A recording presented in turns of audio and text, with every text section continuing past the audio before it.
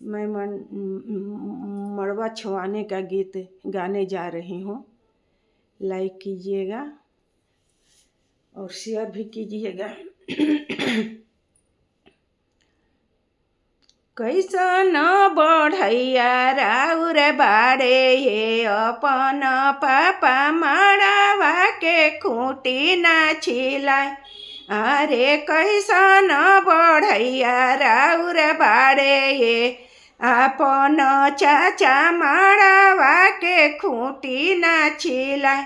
अरे माड़ो पूजे चलेली बेटी हो कवनी बेटी केसिया गईले अझुराय। अरे माड़ो पूजे चलेली बेटी हो दुलरैतिन बेटी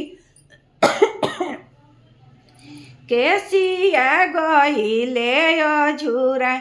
अरे केसिया छोड़वै त परले पापा के नजरिया हो नोए न झरा झरिलो।